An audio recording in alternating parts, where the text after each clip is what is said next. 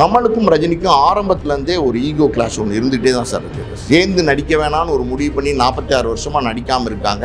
பல இடங்களில் வந்து கமலும் ரஜினியும் பார்த்துக்கும் போது நட்பை வந்து ஒருத்தருக்கு ஒருத்தர் பரிமாறிக்கிறாங்க. ரொம்ப வந்து ரெண்டு பேரும் நண்பர்களாக இருக்கிறாங்கங்கிறது உண்மைதான். ஆனால் பார்த்தீங்கன்னா ஒரு ஈகோ, ஒரு எப்படி சொல்கிறது, அதாவது ஒரு போட்டி மனப்பான்மைன்னு ஒன்று இருக்கும்ல, அது வந்து கமலுக்கு வந்து ரொம்பவே வந்து இருக்குது. அபிராமி அபிராமி அப்படின்லாம் கமல் வந்து எஃபர்ட் போட்டு, உழைப்பை போட்டு, நடிப்பை போட்டு பேர் எடுக்க முடியாமல், ரஜினி இந்த பக்கம் பார்த்தீங்கன்னு வச்சுக்கோங்களேன், பாஷாவில் நான் ஒரு தடவை சொன்னால் 100 தடவை சொன்ன மாதிரி அப்படின்னு ஒரே டயலாக் அடிச்சு தூக்கிட்டு போகிறாரு. இன்னொரு பக்கம் பார்த்தீங்கன்னா அலாவுதீனும் அற்புத விளக்குன்னு ஒரு படத்தில் வந்து கமலும் ரஜினி சேர்ந்து நடித்தாங்க. அதாவது நான் இதெல்லாம் கேள்விப்பட்ட விஷயங்கள் தான். அதாவது ரஜினிகாந்த் வந்து கமல் மேலே ஏதோ ஒரு கோபத்தில் இருந்ததாகவும், ஒரு காட்சியில் வந்து கத்தி எடுத்து குத்தணும் போது கமலை வந்து நிஜமாவே குத்துற மாதிரி ரஜினி போனதாகவும், இதை வந்து சுதாரிச்சுக்கிட்டு கமல் வந்து டக்குன்னு எஸ்கேப் ஆனதாகவும் கூட ஒரு செய்திகள்லாம் சினிமா துறையில் இருக்குது. சினிமா துறையில் உள்ளவங்களுக்கு இது நல்லாவே தெரியும். உண்மையான கத்தியாக கொடுப்பாங்க ஷூட்டிங் ஸ்பாட்ல.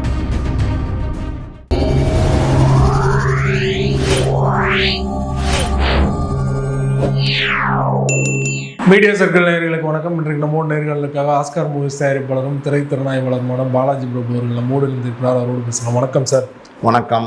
தமிழ் சினிமாவை பெரிதும் எதிர்பார்த்து கொண்டிருக்கிற திரைப்படம், ரஜினியும் கமலும் சேர்ந்து நடிக்க போகிற திரைப்படம். கமல்ஹாசன் அவர்கள் சமீபத்தில் சைமா விருது வழங்கும் விழாவில் அந்த படத்தை அதிகாரப்பூர்வமாக அனௌன்ஸ் பண்ணிட்டார். கிட்டத்தட்ட உறுதியாயிடுச்சு படம் வந்து எடுக்க போகிறதா. ஆனால் எப்போ எடுக்க போகிறாங்க அப்படிங்கிறத ஒரு பெரிய கேள்வியாக இருக்குது. ஒரு தயாரிப்பாளராக இந்த படத்தை பற்றி உங்களோட கருத்து என்ன சார்? 2 பேரும் இணையிற படத்தை பற்றி. 2 பேரும், அதான் ரஜினி கமல் 2 பேரும் இணையிற படம்.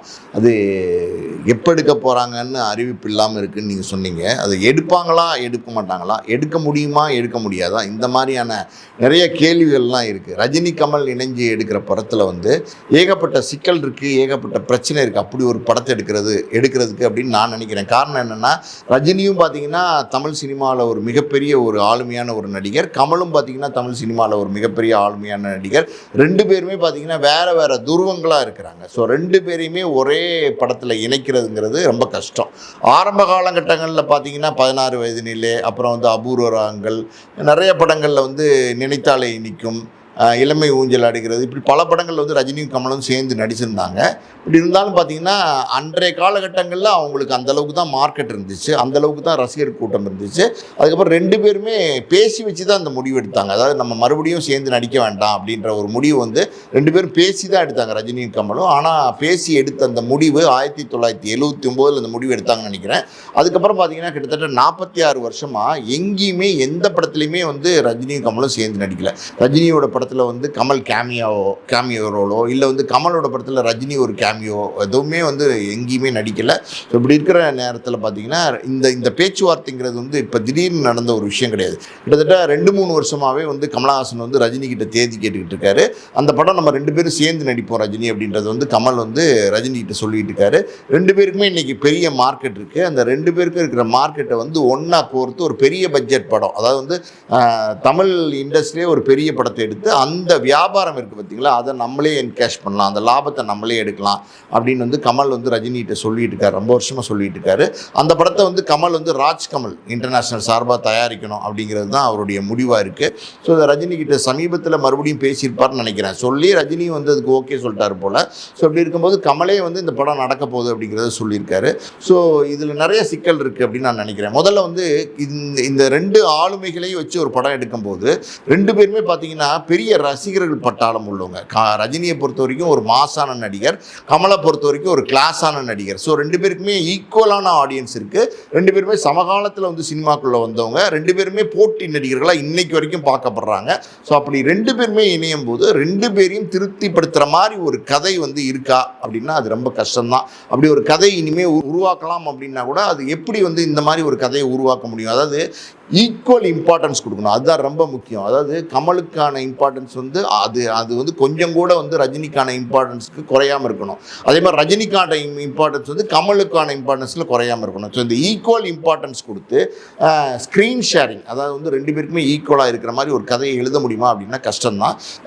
இந்த படத்தை கமல் அவர்கள் தான் தயாரிக்கிறாரு, கமல் அவர்கள் தான் இனிஷியேட் எடுக்கிறாருன்னா அவர் வந்து ரஜினிகாந்த் அவர்களுக்கு தானே முக்கியத்துவம் இருந்தால் போதும் நினைப்பார் இந்த படத்தில். இல்லை கமல் எப்போவுமே பார்த்தீங்கன்னா வந்து இன்னொரு நடிகர்களுக்கு எந்த காலத்துலையுமே முக்கியத்துவம் கொடுத்து ஒரு ஒரு எந்த படத்துலையுமே நடித்ததில்லை. அதாவது கமல் வந்து ஒரு படத்தை வந்து நடிக்கிறார் அப்படின்னா அந்த படத்தை வந்து முழுசாக பார்த்ததுக்கப்புறம் வேறு ஏதாவது கதாபாத்திரத்துக்கு வந்து இவரை விட ஜாஸ்தி இம்பார்ட்டன்ஸ் இருக்குது அப்படின்னா அந்த அந்த அந்த அந்த விஷயங்களை எடிட்டில் வந்து கமல் தூக்க சொல்லுவார். கமலை பொறுத்த வரைக்கும் கமல் வந்து தன்னை மட்டுமே ஹைலைட் பண்ணிக்கணும் அப்படிங்கிற ஒரு கேரக்டர், தனக்கு மட்டுமே இம்பார்ட்டன்ஸ் இருக்கணும்னு நினைக்கிற ஒரு கேரக்டர். அதாவது மொத்த நடிப்பு திறனும், அதாவது படத்தினுடைய எல்லா விஷயங்களும் வந்து தன்னால தான் வந்தது அப்படிங்கிற மாதிரி வெளிப்படுத்தணுங்கிற மாதிரி ஒரு கேரக்டர் தான். இதற்கு முன்னாடி அப்படி நடந்துக்கிட்டாலும் இந்த படத்தை அவர் தான் தயாரிப்பாளராக இருக்கிறதுனால வந்து படம் வெற்றி தோல்வியில் அவருக்கு தான் பெரிய அளவில் பாதிப்பு ஏற்பட போகுது. ஸோ அந்த இடத்துல ஒரு காம்ப்ரமைஸ் பண்ண வாய்ப்பு இல்லை நினைக்கிறீங்க? இல்லை காம்ப்ரமைஸ் பண்ணுறாரா பண்ணலையாங்கிறது ஒரு பக்கம் சார். இயல்பான குணம்னு ஒன்று இருக்கு இல்லையா, அந்த இயல்பான குணத்துலேருந்து அவர் வெளியில் வருவாரா, அதுக்கான சூழல் இருக்குமா அப்படிங்கிறது நமக்கு தெரியல. இன்னொரு இந்த பக்கம் நீங்கள் பார்த்தீங்கன்னா ரஜினியுமே பார்த்தீங்கன்னா அவருக்கான இம்பார்ட்டன்ஸ் இருக்குது பார்த்தீங்களா, அது எந்த இடத்துலையுமே யாருக்காண்டையும் விட்டு கொடுத்ததில்ல. அதாவது படம் எடுக்கிறதுக்கு முன்னாடி யார் யாருக்கு என்னென்ன இம்பார்ட்டன்ஸ் இருக்குது, படத்தில் என்னென்ன பண்ண போகிறீங்க எல்லாத்தையுமே ஒரு டேரக்டர்கிட்ட தெளிவாக கேட்டு தெரிஞ்சுப்பார் டேரக்டர். அதுக்கப்புறம் தான் வந்து அந்த படம் எடுக்கிறதுக்கே அந்த டேரக்டருக்கு அனுமதி கொடுப்பார் ரஜினி, அந்த படத்தில் நடிப்பார். ஸோ மற்றவங்களுக்கு ரஜினியை தவிர மற்றவங்களுக்கு இம்பார்ட்டன்ஸ் கொடுக்கக்கூடாது அப்படின்னு நினைக்கிற ஒரு கேரக்டர் ரஜினி. இதுக்கு நம்ம ஒரு உதாரணம் சொல்லணும்னு வச்சுக்கோங்களேன். ரெண்டு பேருமே சேம் கேரக்டர். கமல் எப்படின்னா தனக்கு தான் இம்பார்ட்டன்ஸ் இருக்கணும் அப்படின்னு நினைக்கிற ஒரு கேரக்டர். அதை மீறி வேற யாராவது வந்து கூட நடிக்கிறவங்க ஜாஸ்தி நடிச்சிட்டாங்களோ இல்லை அதாவது வந்து பிரமாதமாக பண்ணிட்டாங்க அப்படிங்கிற மாதிரி இருந்துச்சுன்னா, ஸ்க்ரீன் ஸ்பேஸ் வந்து ஜாஸ்தி இருக்குன்னா அவர் வெட்ட சொல்லிடுவார், எடிட்டிங்கில் தூக்க சொல்லிடுவார். ரஜினியை பொறுத்த வரைக்கும் எப்படின்னா அதாவது வந்து முதல்ல வந்து என்ன நடக்க போகுதுங்கிறத தெளிவாக தெரிஞ்சுட்டு தான் அந்த படத்திலே நடிப்பார். ரஜினி வந்து தான் அப்படிங்கிறது ரஜினியும் வந்து எந்த காலத்துலையும் விட்டு கொடுத்ததில்லை. ஏன்னா அது ரஜினி அப்படிங்கிற ஒன் மேன் தான் எப்போவுமே இருக்கணும்னு நினைப்பார் ரஜினி. இன்னைக்கு வரைக்கும் அதான் நினைக்கிறாரு. அதுக்கு நம்ம உதாரணம் ரஜினி இப்படிப்பட்டவர் அப்படிங்கிறதுக்கு உதாரணமாக நம்ம என்ன சொல்லலாம்னா, ஜெயிலர் படத்தில் வந்து பார்த்தீங்கன்னா சிவகார்த்திகேயனை வந்து பையன் கேரக்டர், ரஜினியோட பையன் கேரக்டருக்கு நடிக்க வைக்கலான்னு வந்து நெல்சன் வந்து அப்ரோச் பண்ணப்போ ரஜினி வந்து அது முடியாதுன்னு மறுத்துட்டார். அதுக்கப்புறம் கூலி படத்தில் வந்து சின்ன வயசு ரஜினியாக வந்து சிவகார்த்திகேயனை நடிக்க வைக்கலான்னு வந்து நம்ம லோகேஷ் கேட்டப்ப ரஜினி அங்கேயும் மறுத்துட்டார். அது ஒரு பேன் இண்டியா படமாக இருந்தால் கூட வேறு மாநிலத்திலேருந்து நடிகர்கள் வரலாமே தவிர, ஒரு உபேந்திரா மாதிரி, ஒரு நாகார்ஜுனா மாதிரி, ஒரு அமீர்கான் மாதிரி நடிகர்கள் உள்ளே வரலாமே தவிர நம்ம தமிழ் மாநிலத்தில் இருக்கிற முக்கியமான டாப் ஸ்டாரோட இணைஞ்சு நடிக்கிறதுங்கிறது ரஜினிக்குமே கஷ்டமான விஷயம். அவரால் தான் படம் ஓடிடும் அப்படின்னு படத்துக்கு அப்புறம் இல்லை அந்த எண்ணங்கள் அது 100%. ரஜினி படம் அப்படின்னு இருக்கு இல்லையா, அது ஒன்று இருக்கு இல்லையா, ரஜினி அப்படிங்கிற ஒரு ரஜினிங்கிறது ஒரு ட்ரேட்மார்க். அந்த ரஜினி படங்கிறது வந்து ரஜினியால் மட்டும்தான் ஓடினா இருக்கணும்னு ரஜினி என்றைக்குமே நினைப்பார். அது தப்பும் கிடையாது. ஒரு ஹீரோ அவருடைய ஈகோ, அது தப்பு இல்லை. அதே மாதிரி கமலுமே பார்த்தீங்கன்னா கமல் படம் அப்படின்னு ஒன்று பற்றி அந்த ட்ரேட்மார்க்லேருந்து அவருமே விட்டு கொடுக்க மாட்டார். ஸோ இந்த மாதிரியான ஈகோ பிரச்சனையெல்லாம் ரெண்டு பேருக்கு இருக்குது. ஸோ இதை வந்து எப்படி சொல்கிறது, ரெண்டு பேருக்கும் எப்படி சொல்கிறது உடன்படுற மாதிரி ஒரு நல்ல கதையை தயார் பண்ணணும் அப்படின்னா அது ரொம்ப ரொம்ப கஷ்டம். அப்படி ஒரு கதையை இன்றைக்கி தயார் பண்ணுவாங்களா அப்படின்னா, பொதுவாகவே இன்றைக்கி எல்லா படம் பாருங்களேன், பெரிய பெரிய ஸ்டார்ஸோட படங்கள்லாம் பெரிய தோல்வியை தழுவுறதுக்கு காரணம் என்னன்னா, ஒரு ஹீரோவை மையப்படுத்தி தான் இன்னைக்கு வந்து இயக்குநர்கள் வந்து கதை எழுதுறாங்க. மாசான படம், அதாவது கமர்ஷியல் படம் தான் வந்து இந்த மாதிரி ஹீரோஸை வச்சு பண்ண முடியுது. ஸோ அப்படி இருக்கும்போது தான் இந்த மாதிரி சில தடுமாற்றங்கள்னால பல படங்கள் வந்து தோல்வி படங்களாக மண்ணை கவுறதுக்கு காரணமாக இருக்குது. ஸோ இப்போ ரெண்டு பேருமே பெரிய ஹீரோனும் போது அந்த மாதிரி ஒரு கதையை எழுத முடியுமா அப்படின்னா, பேலன்ஸ்டான ஒரு கதை, அதுதான் ரொம்ப முக்கியம். அது முடியுமா அப்படின்னா ரொம்ப கஷ்டம். அப்படியே ஒரு கதையை எழுதுனா கூட அது இயக்குனராக வந்து யாரை போடலாம் அப்படின்னும் போது அங்கேயுமே வந்து பல கேள்விகள் வருது. அதாவது இன்றைக்கி தமிழ் சினிமாவில் ரஜினி கமல் அப்படின்ற போது அந்த ரெண்டு ஆளுமைகள் இணையிற படத்தை கரெக்டாக வந்து கமர்ஷியலாகவும் எடுக்கணும், அதே நேரத்தில் வந்து டெக்னிக்கலாகவும் குவாலிஃபைடாக எடுக்கணும், அதே நேரத்தில் அந்த ஸ்க்ரீன் ப்ரெசன்டேஷன் இருக்குது பார்த்தீங்களா, அங்கே எதுவுமே மிஸ் ஆகாமல் ரெண்டு ரசிகர்களும் வந்து என்ஜாய் பண்ணுற மாதிரி எடுக்கணும். ஸோ இதெல்லாம் ஒரு மூட் செட், மைண்ட் செட்டோடு வந்து அந்த படத்தை எடுக்கணும் அப்படின்னா அதுக்கு இன்றைக்கி தமிழ் சினிமாவில் இயக்குநர்கள் இருக்காங்களா அப்படின்னா ரெண்டு பேர் இருக்காங்க என்னை பொறுத்த வரைக்கும். ஒருத்தர் வந்து மணிரத்னம், இன்னொருத்தர் வந்து சங்கர். இப்போ மணிரத்னத்தை பொறுத்த வரைக்கும் பார்த்தீங்கன்னா தக் லைஃப்ங்கிற மிகப்பெரிய தோல்வி படத்தை எடுத்து தோல்வி முகத்தில் இருக்கார். ஸோ இப்படி இருக்கிற சூழ்நிலையில் வந்து மணிரத்னத்துக்கு இந்த படத்தை கொடுப்பாங்களா, இந்த மாதிரி ஒரு முக்கியமான படத்தை கொடுப்பாங்களா அப்படின்னா ரொம்ப கஷ்டம்தான். ஏன்னா வியாபாரத்துலாம் பல விதமான சிக்கல்கள் வரும். அதனால் மணிரத்னத்துக்கு இந்த படத்தை கொடுக்கறதுக்கு வாய்ப்பு இல்லை. இன்னொரு பக்கம் பார்த்தீங்கன்னா சங்கர் வந்து பார்த்தீங்கன்னா கமலை வச்சே பார்த்தீங்கன்னா இந்தியன் 2 எடுத்திருக்காரு. அப்புறம் கேம் சேஞ்சர் வந்து இதுவும் ரெண்டு தோல்வி படங்களை வந்து கமல் கொடுத்துட்டாரு, ரெண்டுமே மாசான நடிகர்களை வச்சு கொடுத்துட்டாரு. ஸோ இப்படி இருக்கிற சூழ்நிலையில் வந்து எப்படி சொல்கிறது, சங்கருமே வந்து தோல்வி முகத்தில் தான் இருக்கார். ஸோ அவருக்கு இந்த படத்தை கொடுப்பாங்களா அப்படின்னா அதுக்கான வாய்ப்புகளும் ரொம்ப கம்மியாக இருக்குது. ஸோ இன்னொரு பக்கம் பார்த்தீங்கன்னா 2.0 எடுக்கும்போது சங்கருக்கும் ரஜினிக்கும் வரைக்கும் சின்ன சின்ன மனஸ்தாபங்கள் பிரச்சனைகள்லாம் இருந்தது என்னமோ உண்மைதான். அதனால் வந்து இனிமேல் நான் சங்கர் படத்தில் நடிக்க மாட்டேன் அப்படின்னு ஒரு முடிவில் வந்து ரஜினி இருக்காருங்கிறதும் உண்மைதான். ஸோ அப்படி இருக்கும்போது சங்கரோட ரஜினி இணைய மாட்டார். ஓகேவா? இன்னொரு பக்கம் பார்த்தீங்கன்னா மணிரத்னம் வந்து கமலுக்கு தக் லைஃபை கொடுத்துட்டாரு. ரெண்டாவது பார்த்தீங்கன்னா அது இந்தியன் 2 வந்து சங்கர் கொடுத்துட்டாரு. ஸோ இந்த மாதிரியான சூழ்நிலையில் கமல் வந்து சங்கரோட இணைய மாட்டார். இப்படி இருக்கிற சூழ்நிலையில் யார் இயக்குனராக பண்ணால் நல்லாயிருக்கும் அப்படின்னா லோகேஷ் பேர் வந்து அடிபடுது. இப்போ லோகேஷ் பேர் அடிபடுது அப்படின்னும் போது லோகேஷை பொறுத்த வரைக்கும் பார்த்தீங்கன்னா மாநகரம் கொடுக்கும்போது நல்ல ஒரு ரொம்ப வேற மாதிரியான ஒரு படத்தை கொடுத்துருக்காரு, படைப்பு ரொம்ப நல்லா இருக்கு அப்படின்னு எல்லாருமே பேசினாங்க, சின்ன படமாக இருந்தால் கூட. அப்புறம் கைதி வந்து பெரிய லெவலில் லோகேஷை வந்து கொண்டாட ஆரம்பித்தாங்க. அதுக்கப்புறம் மாஸ்டர் பண்ணார். அது ஒரு எப்படி சொல்கிறது, நல்ல படமாக இருந்துச்சு. அதாவது விஜய் சேதுபதி ரெண்டு பேருக்குமே நல்ல ஸ்பேஸ் கொடுத்து பிரமாதமாக அந்த படத்தை பண்ணியிருந்தார். விஜய் சேதுபதிக்கு அவ்வளோ ஸ்பேஸ் கொடுக்குறதுக்கு அன்றைக்கி விஜய் வந்து அலோவ் பண்ணார். ஸோ இதெல்லாம் அங்கே இருக்குது. ஸோ அது வந்து வெற்றி படமாக அமைஞ்சிச்சு. அதுக்கப்புறம் விக்ரம் வந்து கமலோட சேர்ந்து பண்ணதுக்கப்புறம் விக்ரம் வந்து மிகப்பெரிய வெற்றி படமாக அமைஞ்சிருச்சு. அதுக்கப்புறம் லோகேஷ் பண்ண லியோ, அதுவும் பார்த்தீங்கன்னா டிவைடடான ரிப்போர்ட் தான். படம் வந்து நல்லா இருக்குன்னு சொல்லவே இல்லை யாருமே. படம் வந்து ஒரு ஆவரேஜான படம் தான் அப்படிங்கிற மாதிரி ஒரு பேச்சு தான். அதுக்கப்புறம் பார்த்தீங்கன்னா லோகேஷ் வந்து ரஜினியோட கூலி படத்தில் இணைகிறாரு. கூலி படம் ரிலீஸ் ஆகிற வரைக்கும் பார்த்தீங்கன்னா பெரிய எக்ஸ்பெக்டேஷன் இருந்துச்சு. லோகேஷ் ரஜினி காம்பினேஷன் வேறு மாதிரியான விஷயம் என்னமோ பண்ண போகிறாங்க இந்த படத்தில் அப்படிங்கிற மாதிரி ஒரு எக்ஸ்பெக்டேஷன் இருந்துச்சு. ஆனால் படம் வந்ததுக்கப்புறம் பார்த்தீங்கன்னா நிறைய விமர்சனங்கள். படம் வந்து கலெக்ட் பண்ணிடுச்சு, அது ரஜினிக்காண்டி கலெக்ட் பண்ணிடுச்சு. ஆனால் நிறைய விமர்சனங்கள், பலவிதமான விமர்சனங்கள் இருந்துச்சு. லோகேஷ் மேலே ஏகப்பட்ட விமர்சனங்கள் இருந்துச்சு. இப்படி ஒரு வீக்கான கதையை, அதாவது இப்படி ஒரு மோசமான கதையை வந்து எப்படி லோகேஷ் தேர்ந்தெடுத்தார், ஸ்க்ரீன் பிளேயில் வந்து இவ்வளோ கோட்டைகள் எப்படி விட்டார், லாஜிக் மிஸ்டேக்ஸ், இவ்வளோ மிஸ்டேக்ஸ் லோகேஷ் கண்ணுக்கு தெரியலையா, இந்த மாதிரி நிறைய விமர்சனங்கள் இருந்துச்சு. லோகேஷ் மேலே பார்த்தீங்கன்னா இந்த 4 படம், முதல் 4 படம், அதாவது மாநகரம், கைதி, மாஸ்டர், விக்ரம் கொடுத்ததுக்கப்புறம் லோகேஷ் மேலே இளைஞர்களுக்கு குறிப்பாக பெரிய எதிர்பார்ப்பு இருந்துச்சு. இன்றைக்கி வந்து ட்ரெண்ட் செட்டர் லோகேஷ்ன்ற அளவுக்கு வந்து லோகேஷ் வந்து தூக்கி கொண்டாட ஆரம்பித்தாங்க. அதே நேரத்தில் பார்த்தீங்கன்னா லியோவும் கூலியும் லோகேஷ் கொடுத்ததுக்கப்புறம் லோகேஷ் மேலே இருக்கிற எக்ஸ்பெக்டேஷனுமே பார்த்தீங்கன்னா ஒரு சந்தேகத்துக்கு உள்ளாக ஆரம்பிச்சிருச்சு. பஸ் லோகேஷோடைய படம் அப்படின்னா அடுத்து யோசிச்சு தான் போகணுங்கிற அளவுக்கு ஆடியன்ஸே இருக்காங்க. ஸோ இப்படி இருக்கும்போது லோகேஷ் வந்து இந்த படத்தை ஒருவேளை இதெல்லாம் மீறி, இந்த மைனஸ் எல்லாம் மீறி லோகேஷ்க்கு படத்தை வந்து ரஜினியும் கமலும் கொடுக்குறாங்கன்னு வச்சுக்கிட்டா கூட லோகேஷ்க்கு நிறைய டிஃபிகல்ட்டிஸ் இருக்கும் இந்த படத்தை எடுக்கிற விதத்தில். எப்படின்னா, அதாவது ரஜினிக்கு இம்பார்ட்டன்ஸ் கொடுத்து எடுக்கிறதா, கமலுக்கு இம்பார்ட்டன்ஸ் கொடுத்து எடுக்கிறதா, யார் வந்து இப்போ இந்த படத்தில் வந்து ரஜினி வந்து ஹீரோவா, கமல் வந்து வில்லனா, இல்லை கமல் ஹீரோ ரஜினி வில்லனா, அப்படி ரஜினி ஹீரோனா என்ன பண்ண போகிறாங்க, கமல் ஹீரோனா என்ன பண்ண போகிறாங்க. ஸோ யாருக்கு ஃபஸ்ட்டு இன்ட்ரடக்ஷன் சாங் கொடுக்குறது, ரெண்டு பேரையுமே வந்து முதல்ல இன்ட்ரடக்ஷன் பண்ண முடியுமா, இப்படி நிறைய குழப்பங்கள் சார். தொடர்ந்து வந்து பார்த்தீங்கன்னா இது வந்து எப்படின்னா, இது ஏன் இந்த குழப்பம் அப்படின்னா, இந்த குழப்பம் வந்து ரெண்டு பேருமே டாப் ஸ்டார்ஸாக இருக்கிறதுனால முதல்ல நீங்கள் ஒரு ஸ்க்ரீனில் ரஜினியை காமிச்சிட்டிங்கன்னு வச்சுங்க, கமல் ரசிகர்கள் கோவப்படுவாங்க. முதல்ல கமலை இன்ட்ரடியூஸ் பண்ணிட்டீங்கன்னா ரஜினி ரசிகர்கள் கோவப்படுவாங்க. சார் ரெண்டு பேருமே ஒன்றா இன்ட்ரடியூஸ் பண்ண முடியுமா அப்படின்னா, ரெண்டு பேரும் நண்பர்களாக இருக்கிற மாதிரி இருந்தால் தான் அது இன்ட்ரடியூஸ் பண்ண முடியும். ரெண்டு பேரும் நண்பர்களாக இருக்கிற மாதிரி ஒரு கதையமைப்பு நீங்கள் பண்ணீங்கன்னா அது வந்து அவ்வளோ இன்ட்ரெஸ்டிங்காக நீங்கள் சொல்ல முடியாது. இன்றைக்கி இருக்கிற சூழ்நிலையில் ஒரு ஆக்ஷன் படமாக அதை வந்து நீங்கள் கொண்டு வர முடியாது, ஒரு வியாபாரத்துக்கு ஏற்ற படமாக அதை கொண்டு வர முடியாது, ஒரு மாசான படமாக அதை நீங்கள் கொண்டு வர முடியாது. அப்படி இருக்கும்போது யாராவது ஒருத்தர் ஹீரோ, யாராவது ஒருத்தர் வில்லன் இருந்தால் தான் அந்த படமே வந்து டேக் ஆஃப் ஆகும், வேறு மாதிரி ஒரு எப்படி சொல்கிறது எஸ்டாப்ளிஷ்மெண்ட் கிடைக்கும்.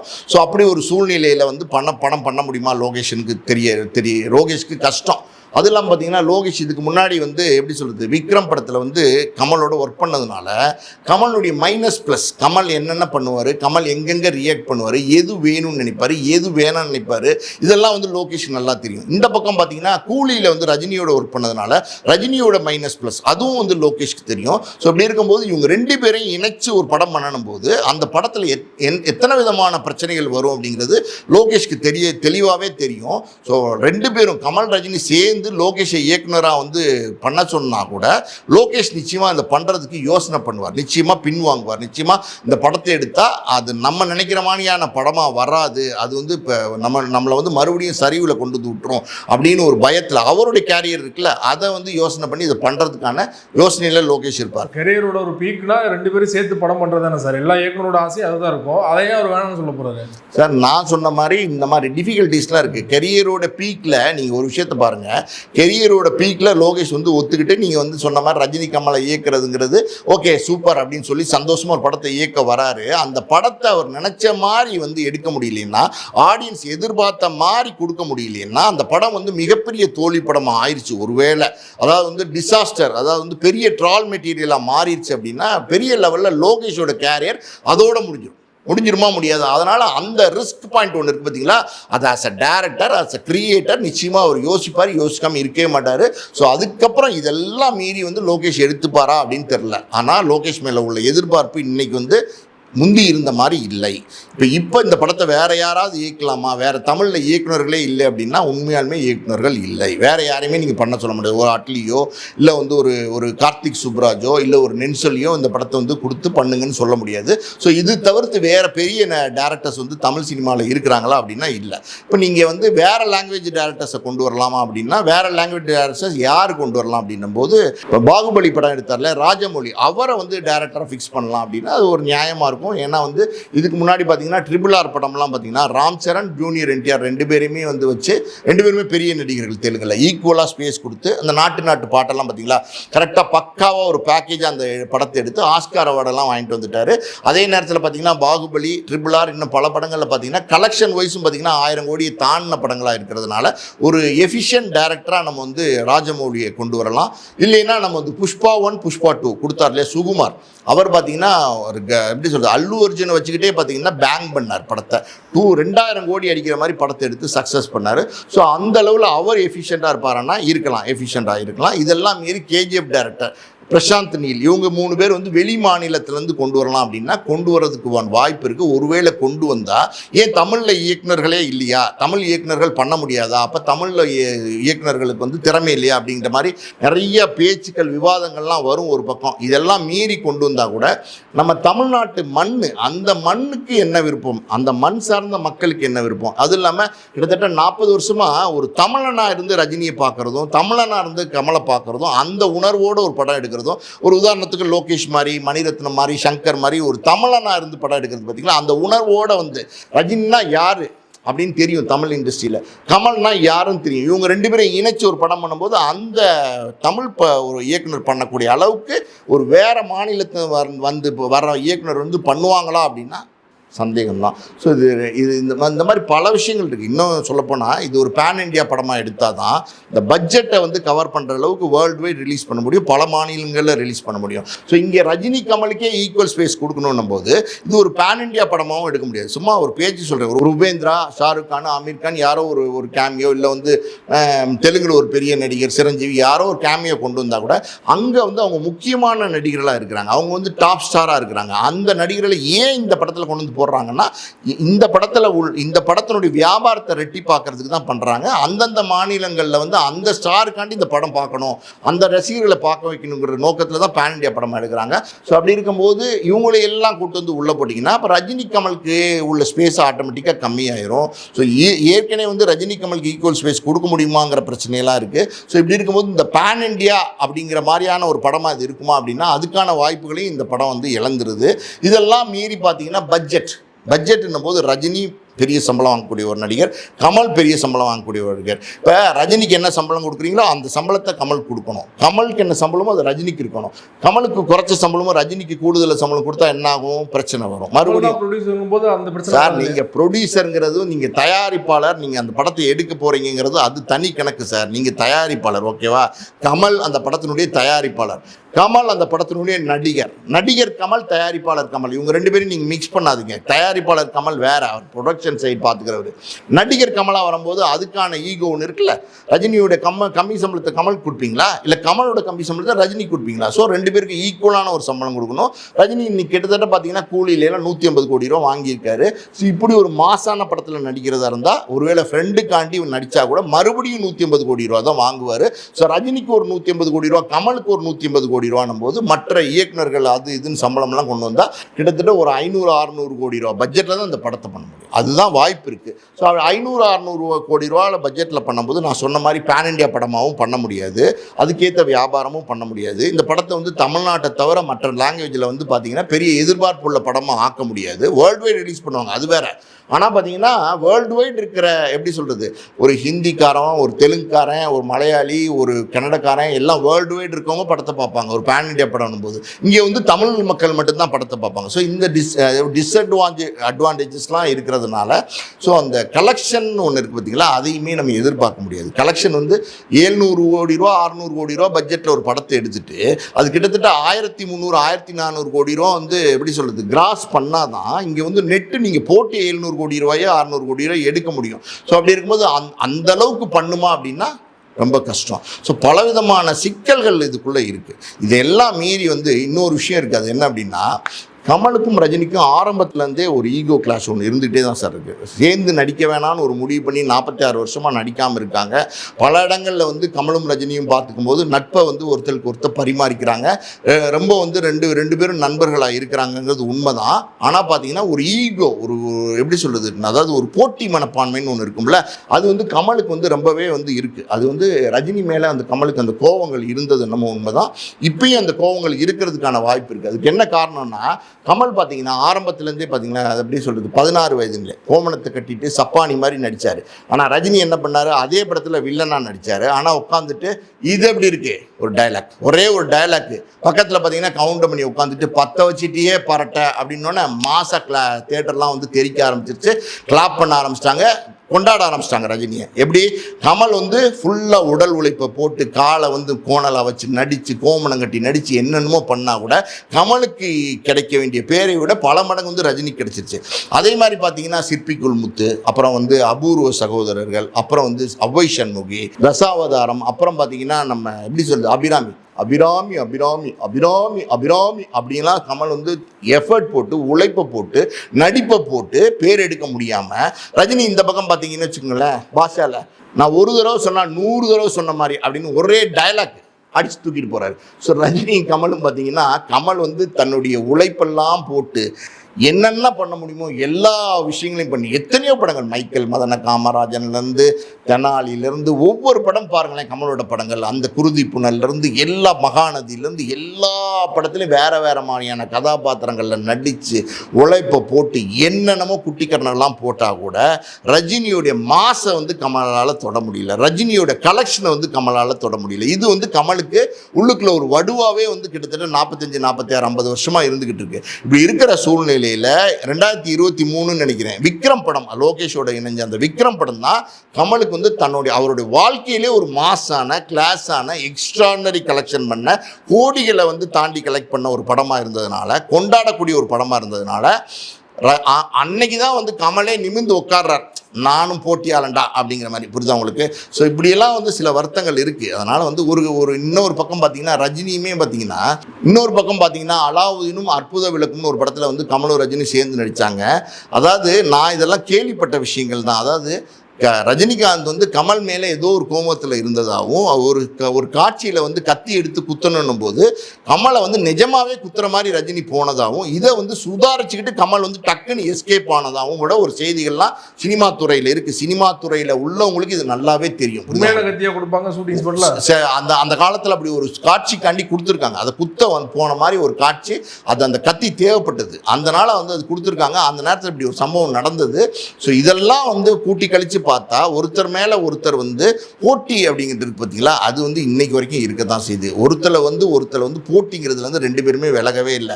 இன்னைக்கு வரைக்கும் பார்த்தீங்கன்னா ரெண்டு பேரும் போட்டியாளர்களை தான் வந்து கிட்டத்தட்ட 50 வருஷம் கழிச்சும் தொடர்ந்து இருந்துட்டு இருக்காங்க. அதாவது இன்னைக்கு வந்து அவங்க காட்டுற அன்பு இருக்கு பார்த்தீங்களா, அவங்க கிட்ட இருக்கிற நட்பு இருக்கு பார்த்தீங்களா, அது உண்மையான நட்பு தான். அதாவது பல வருடங்கள் கழிச்சு ரெண்டு பேருமே 70 வயசு, கிட்டத்தட்ட கமலுமே 70+, ரஜினியுமே 70+, ஒரு மூத்த நடிகர்கள் ஆனதுனால ஒரு மெச்சூரிட்டி லெவல்னு ஒன்று வந்ததுக்கப்புறம் இப்போ ரெண்டு பேரும் வந்து நல்ல அன்பாக நல்ல நண்பர்களாக இருக்கிறாங்க.